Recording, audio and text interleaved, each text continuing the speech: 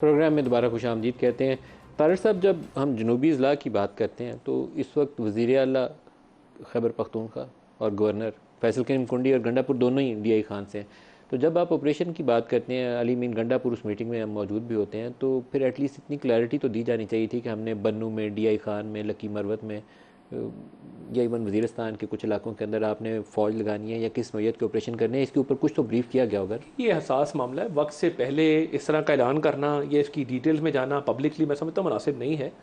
एक पॉलिसी का जब ऐलान किया जाएगा और स्पेसिफिक एक्शन लिए जाएंगे उससे बिल्कुल पहले बता दिया जाएगा। मगर मैंने बड़ा दर्द देखा।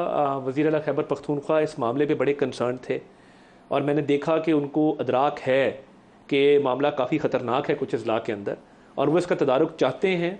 ख़तरनाक इस्लाम में आप किस किस को शुमार करते हैं? देखिए, जो जनूबी अजला हैं उस हवाले से तफसीली ब्रीफिंग हुई और उसके अंदर बाकायदा तौर पे वज़ीर आला खैबर पख्तूनख्वा ने ना सिर्फ ये यकीन दहानी कराई कि मुकम्मल तावन करेंगे बल्कि वो इसका हिस्सा होंगे इंशाअल्लाह ताला। जब भी कोई ऐसा मामला होगा जिसके अंदर मामलात को आगे ले जाया जाएगा। अली मीन गंडापुर उस मीटिंग में फुली ऑन बोर्ड थे? जी 100% फुली ऑन बोर्ड थे। 100% ऑन बोर्ड? जी ऑन बोर्ड थे। देखिए, उन्होंने जो बात की कि ऑपरेशन की बात नहीं हुई, उन्होंने दुरुस्त बात की कि एक ओवरऑल नरेटिव की, अज़्म इस्तेहकाम की, एज अ पॉलिसी बात हुई, स्पेसिफिक ऑपरेशन की बात नहीं हुई। तो मैं उनकी बात को इंडोर्स करता हूँ कि उन्होंने ठीक बात की। बट यू आर सेइंग कि ही वाज 100% अज़्म इस्तेहकाम के नाम पे भी जब राय ली गई तो उस पे अली मीन गंडापुर साहब ने हाथ खड़ा करके कहा कि मैं इससे इत्तेफाक करता हूं। इससे इत्तेफाक करता हूँ, हाथ खड़ा करके इसको इंडोर्स। और जो ओवरऑल अप्रोच है उसके ऊपर भी 100% कोई खास उनका इतराज़ नहीं था। उन्होंने ज़रूर पंजाब के वाले से कुछ मामलात अपने रेस किए कि वहाँ पे पोलिटिकल मामलात हैं, हमारे लोगों के जो है वो आज़ादी हासिल नहीं, इस तरह की बात उन्होंने ज़रूर की। बट ओवरऑल अज़्म इस्तेहकाम के वाले से उनका कोई इतराज़ नहीं था और उसको इंडोर्स किया उन्होंने। तो फिर इशू क्या है? फिर आप उनको इशू कोई बिठाइए, नहीं है। एक ब्रीफिंग करिए ताकि ये डिस्प्यूट खत्म हो जाए। वो कह रहे हैं हमें KP में मीटिंग कॉल की है उन्होंने। ये whole of the government approach इसीलिए ली गई है कि तमाम इदारे, तमाम इकाइयाँ एक पेज पर हों, आपस में कोऑर्डिनेशन हो और इफेक्टिव तरीके से। सर, सबसे ज़्यादा दहशतगर्दी के वाक़यात जहाँ हो रहे हैं ना, वो यही जनूबी अजला है। DI खान उसमें वर्स्ट हिट है, उसके जनूबी अजला है, फिर बलूचिस्तान में भी बलूचिस्तान में DI खान वर्स्ट हिट है और DI खान से ही इस वक्त अली मीन गंडापुर भी हैं और फैसल करीम कुंडी भी हैं। तो यहाँ क्लैरिटी मौजूद है। आप वो कह रहे हैं सपोर्ट भी कर रहे हैं, तो आप क्यों नहीं एक मीटिंग कॉल कर लेते? यहाँ पे बुला लीजिए उनको, फजलुर रहमान साहब को भी बुला लीजिए। जो मीटिंग कॉल की गई थी फजलुर रहमान साहब ने उसको अदम इस्तेहकाम का नाम दिया। तमाम स्टेक होल्डर्स मौजूद थे और मैं समझता हूँ कि इस वक्त बहुत ज़रूरत है कि इसको फुली जो है वो इंडोर्स तमाम अतराफ से किया जाए।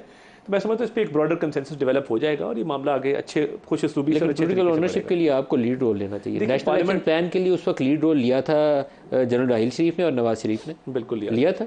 इमरान खान धरने में बैठे हुए थे, इनको बुलाया गया था कि आप आइए, हमने बातचीत की और नैप हो गया।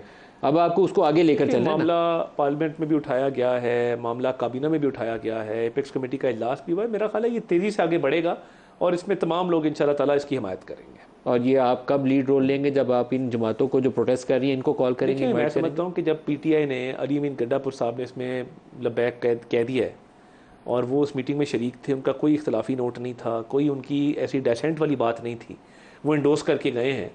पार्लियामान में भी अच्छी आवाज़ें कुछ लोगों की आ रही हैं, तो मैं समझता हूँ सारे ऑन बोर्ड होंगे इंशाल्लाह। बजटरी सेशन भी चल रही है, बजट के हवाले से भी अगर पूछ लूँ, बजट कब तक पास हो जाएगा? मेरा ख्याल है जी मैक्सिमम 29 तारीख तक की पास हो जाएगा। 29 तक। कल से कट मोशन शुरू हैं और डिमांड आज वज़ीर-ए-आज़म साहब ने तो कहा है कि हमने IMF की मर्ज़ी से बजट बनाया, मजबूरी है, क्या कर सकते हैं? तो फिर इसका मतलब है IMF का प्रोग्राम भी आपका इसके बाद फॉलो करेगा?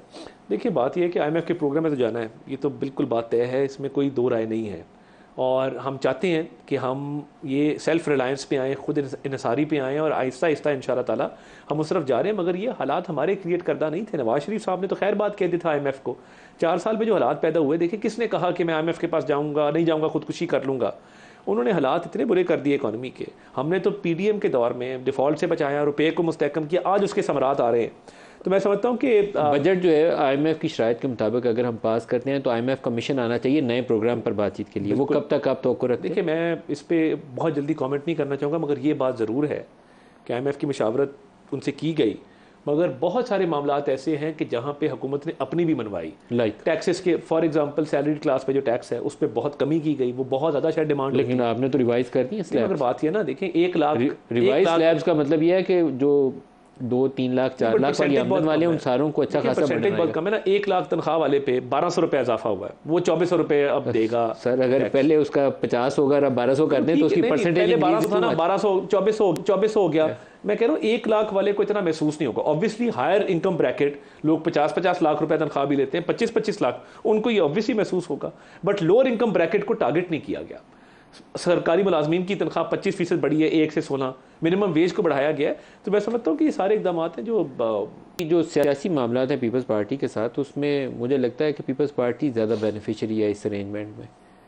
आप कॉस्ट आप उठाते हैं, बेनिफिट वोट नहीं। देखें, कल को जब लोगों ने जज करना है ना, जब सदर आपका है, वज़ीर आज़म का आपने वोट दिया, आप डिप्टी स्पीकर आपका, चेयरमैन सेनेट आपका, गवर्नर आपके, आप इत्तेहादी हैं, तो भी देखें, मेरा ये बिलीफ है, जब आप इत्तेहादी होते हैं ना, you sink together, you sail together. नहीं, लेकिन अभी तो वो अपनी शराइत मनवा के बोझ आप पे डालते हैं। वो कहते हैं आपने बजट सही नहीं बनाया, आवाम दोस्त नहीं बनाया। देखिए, उनकी तनकीद आपसे करते हैं अपनी शराइत। क्या शराइत क्या थी उनकी जो आपने उनकी तनकीद सर आंखों पे। और आज शराइत कौन सी थी जो आपने तस्लीम की? बिलावल साहब ने आज महंगाई में कमी को तस्लीम किया, उन्होंने बिस्प के बजट में इंक्रीज़ को सराहा, उन्होंने बजट के हवाले से मुस्बत बातें भी कौन सी ऐसी शराइत थी पीपल्स पार्टी की जो आपने अकोमोडेट की? वो तो बात ये है कि उनकी कुछ पंजाब रिलेटेड डिमांड्स थी। पंजाब में वो ज़्यादा पावर शेयरिंग में हिस्सा चाहते हैं। नहीं, वो पंजाब की कमेटी उनकी बनी, एक हमारी बनी, आपस में बैठ के मामला तय हो गए और वो खुश असलूबी से मामला जो है वो आगे चल पड़े। लेकिन तारिर साहब, ये क्या अच्छा अंदाज़े हुक्मरानी है कि अगर बैठ के ये डिस्कस किया जाए कि IG तेरा तो DC मेरा, DC तेरा तो पुलिस इंस्पेक्टर मेरा, आप यहाँ तक तफसील वो बैठ के मांगते हैं? तो आई एम सॉरी, लेकिन मुझे लगता है कि हमारे जो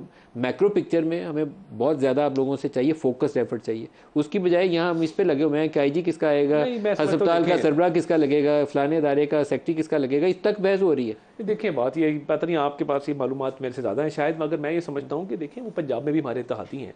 अगर उनकी कुछ डिमांड हैं और वो समझते हैं कि मकामी सियासत के हवाले से, सिविल इंतज़ामिया के हवाले से उनके मामला हैं, तो अकोमोडेट होना चाहिए था, वो कर दिया। मतलब इसमें अब कोई ऐसी बात नहीं है। जो नून लीग एक ऐसी पोजीशन में है सियासी एतबार से जहाँ मुझे लगता है कि आप लोगों के लिए जो स्पेस है दिन ब दिन एज ए पोलिटिकल पार्टी वो सुकड़ती जा रही है। आपकी जो इस्लामाबाद की 3 सीट्स का केस है वो लगा हुआ है हाई कोर्ट के सामने, और हाई कोर्ट ने बड़ी उसके ऊपर एक पावरफुल पोजीशन ली हुई है, वो लेनी चाहिए। 45-47 के ऊपर अगर डिस्क्रिपेंसी है, जम के खड़ा होना चाहिए अदालत को। फैसला आपके लिए नुकसान का बायस भी बन सकता है। जो इस्टेब्लिशमेंट का इस वक्त PTI के साथ चल रहा है मामला, वो भी ultimately is going to cost you politically, आपको सियासी तौर पर उसकी सज़ा मिलेगी। इस्टेब्लिशमेंट और जुडिशरी का आपस में जो इस वक्त सिचुएशन है वो एक इंस्टीट्यूशनल क्लैश वाली सिचुएशन है। आई डोंट नो आप इसको कैसे इंटरप्रेट करेंगे। मैं इसे हेड ऑन कोलिजन वाली सिचुएशन कहता हूँ। तो it is also going to hurt you politically. I think it's all about the economy. देखिए, बात ये है, हमने एक सियासी कॉस्ट पे की वोट ऑफ नो कॉन्फिडेंस के बाद, और उसको हमने बेयर किया क्योंकि हमने रियासत बचानी थी।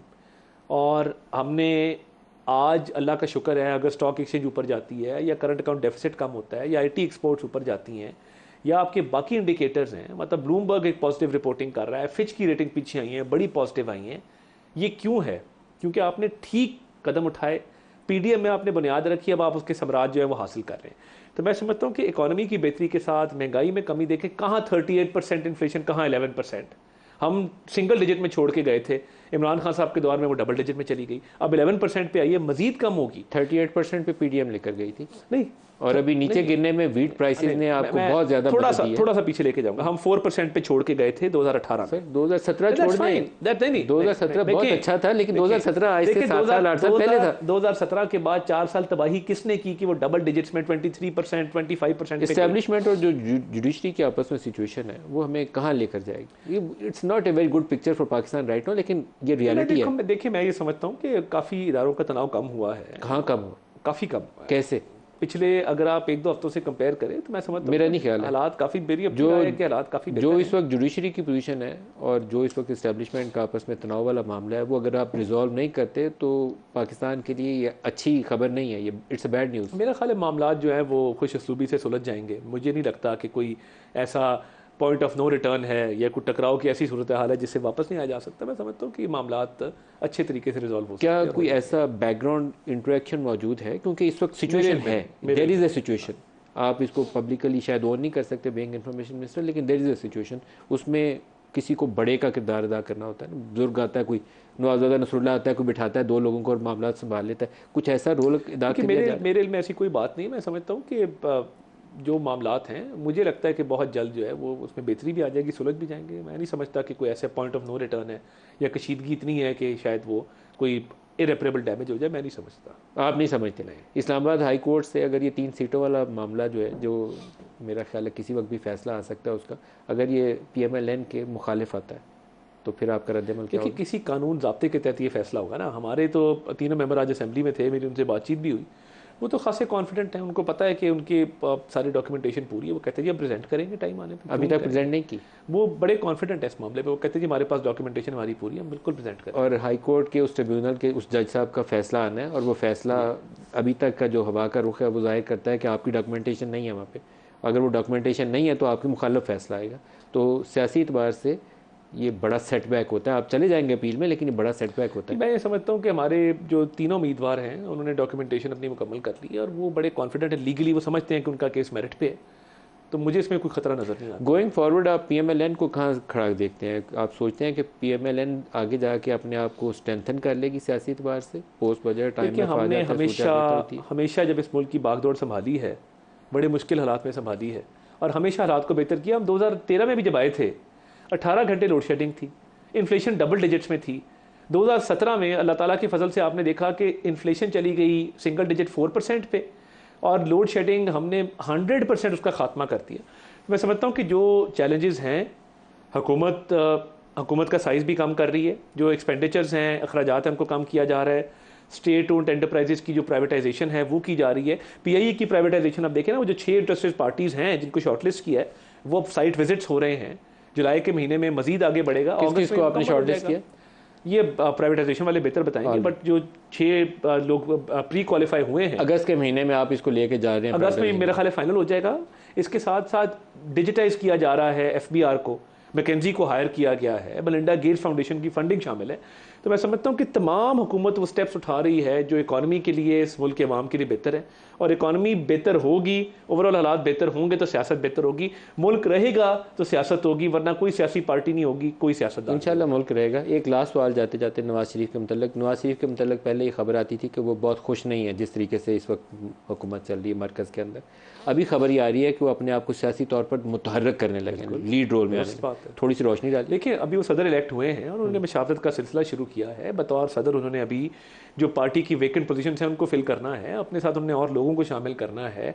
उन्होंने पॉलिटिकल पार्टी की तंजीम नौ के हवाले से, पॉलिटिकल पार्टी को ग्रास रूट लेवल पे मजीद मुतहरिक करने के हवाले से, नेशनल स्फेयर में मजीद मुतहरिक करने के हवाले से उन्होंने बतौर सदर जमात अपना किरदार अदा करना है। उनका सदारत का ओहदा छीना गया था, साकिब निसार साहब की तरफ से उस वक्त एक अनजस्ट फैसला आया था। अब वो अमानत उनको वापस हुई है, तो आप उनको as an active party president जो अपना पूरा किरदार अदा करेंगे, आप उनको देखेंगे आने वाले दिनों में। आपका बहुत शुक्रिया अताउल्लाह तारड़ साहब, जैसा भी हमारे साथ थे। आज के प्रोग्राम से इतना ही, इजाज़त दीजिए। अल्लाह हाफ़िज़।